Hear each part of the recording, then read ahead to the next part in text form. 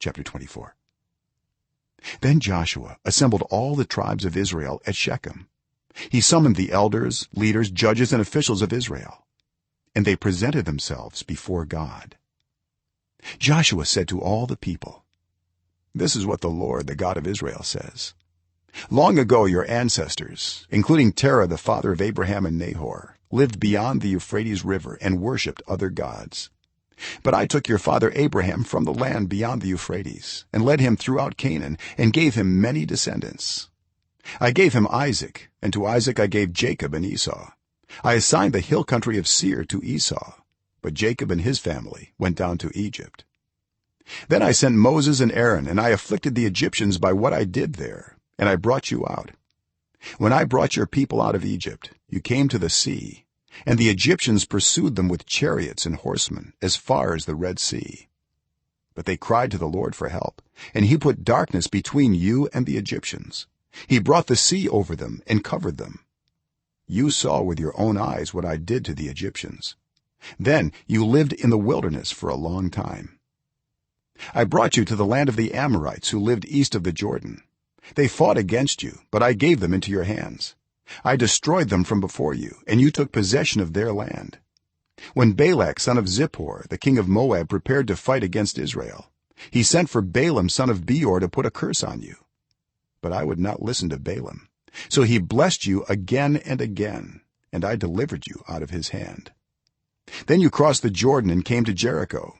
The citizens of Jericho fought against you, as did also the Amorites, Perizzites, Canaanites, Hittites, Girgashites, Hivites, and Jebusites. But I gave them into your hands. I sent the hornet ahead of you, which drove them out before you. Also the 2 Amorite kings. You did not do it with your own sword and bow. So I gave you a land on which you did not toil, and cities you did not build, and you live in them and eat from vineyards and olive groves that you did not plant. Now fear the Lord and serve him with all faithfulness. Throw away the gods your ancestors worshipped beyond the Euphrates River and in Egypt, and serve the Lord.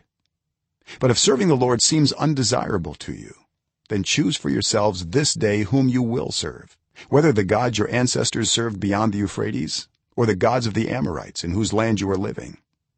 But as for me and my household, we will serve the Lord." Then the people answered, "Far be it from us to forsake the Lord to serve other gods. It was the Lord our God himself who brought us and our parents up out of Egypt, from that land of slavery, and performed those great signs before our eyes.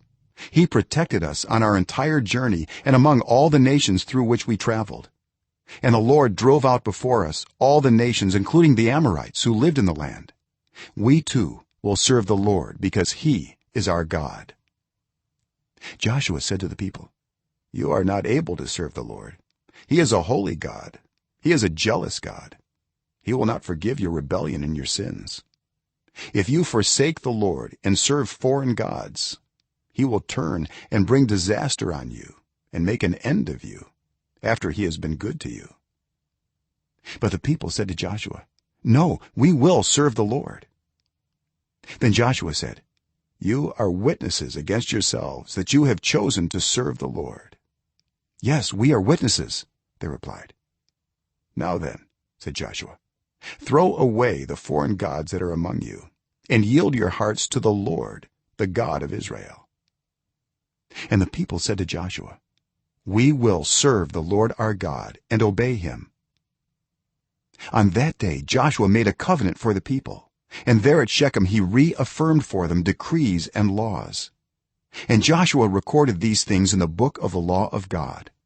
Then he took a large stone and set it up there under the oak near the holy place of the Lord. "See," he said to all the people, "this stone will be a witness against us. It has heard all the words the Lord has said to us. It will be a witness against you if you are untrue to your God." Then Joshua dismissed the people, each to their own inheritance.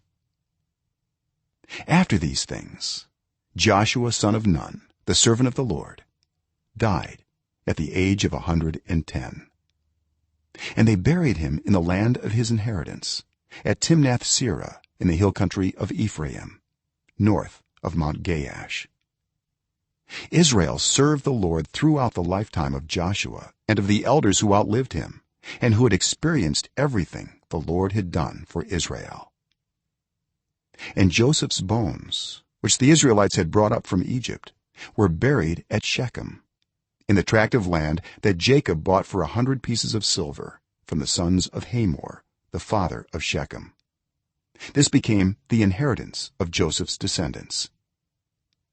And Eleazar son of Aaron died and was buried at Gibeah, which had been allotted to his son Phinehas, in the hill country of Ephraim.